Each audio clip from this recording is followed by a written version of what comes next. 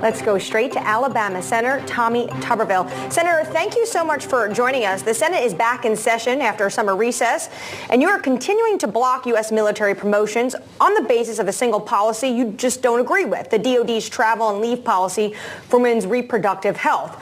More than 300 military promotions are on hold as of now, and as many as 650 nominations could be affected by the end of the year if this impasse continues. The blockade has drawn warnings of damage to the nation's military readiness, and you are a member of the Armed Services Committee, of course, as well as the Veterans Affairs. So you're intimately aware of the nation's national security concerns. So how do you forge a compromise that will allow the nominees to move forward? Well, first of all, I want to say I'm probably the biggest military fan up here. My dad was in the military, career military. I've been a military brat, and so I truly believe in our national defense. If we don't have a great national defense, we don't have anything. So that being said, on the Armed Services Committee, I got a briefing about a year ago what they were going to do with the new abortion policy. We didn't need one. It worked perfect. They never had one complaint. We've had one since 1984. Joe Biden and the Democrats voted a policy in that had the 3 exceptions, and it worked perfectly, but they just decided to change it. Now, they voted it through Congress in 84. But in 2023, they want to change it with a memo from the White House. We're not a communist country. Everything that's made policy and law goes through Congress. And I told them that. If you change it, I'm going to block your admirals and generals. Well, at that time, there was 1 or 2. Now we're up to 300. I think they're starting to believe me that I meant what I said. And again, they could be clearing these nominations one at a time, 2 hours each. They don't want to do that. Democrats have not been told no since they've been up here for 2.5, almost 3 years since President Biden was elected, and now they can't handle it. But we're not going to have any movement on my side unless they change this back, and let's vote on it. Let's just vote on it, and if it passes, if it doesn't, it doesn't.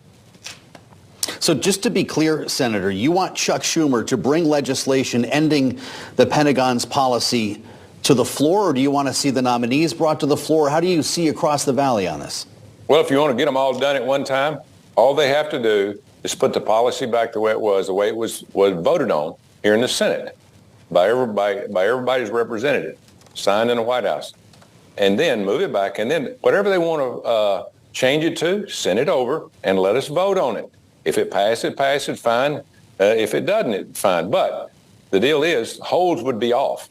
That's all they have to do is do the policy the right way. But they don't want to do that. They want to dictate, to us what they're going to do because, again, they think they can do it because they've ramrodded everything through for the last 3 years, and I'm not going to stand for it. The American people and the people in Alabama deserve representation. Vote on this. That's what this country is about. Sir, have you been okay with, for the past years, decades, urogenital concerns are one of the top reasons why women who are fighting overseas have to get evacuated back to the United States, which could cost up to $10,000. A lot of that has to do with reproductive care. That's U.S. taxpayer dollars as well. Are you okay with that policy? Well, like I said, we've had a policy, since 1984. There has not been one complaint from anybody about how it's been done, taken care of. There have been abortions, but now, unfortunately, it just happened after Roe Wade, and President Biden and his group said, well, we can't handle what's going back to the states, but we can handle federal employees. Now, we got a briefing on this. They couldn't give us the stipulations on this, whether, it was going to be late-term abortion, whether it was going to be the 3 exceptions.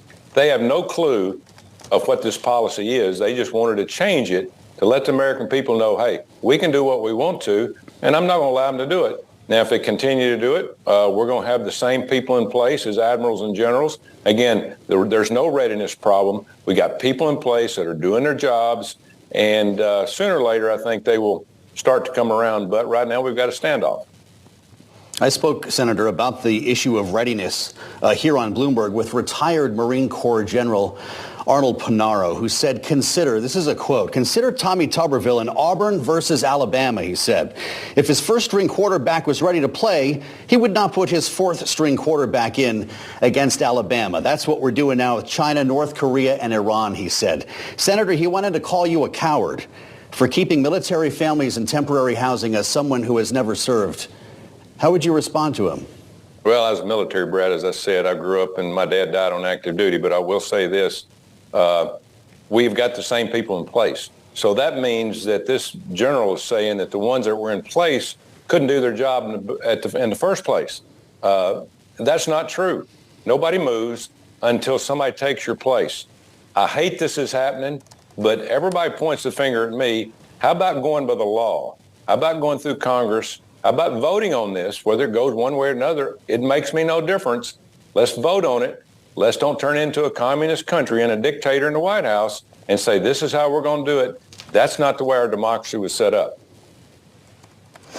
Sir, I want to ask you another question about national security and the readiness, though. We do have at the moment a position that is affected by this. It has to do with a new task force when it comes to intercontinental ballistic missiles. There is a name that is being floated for a nomination, and even if it is not that individual, this is a two-star general position, which means the Senate would have to vote on it.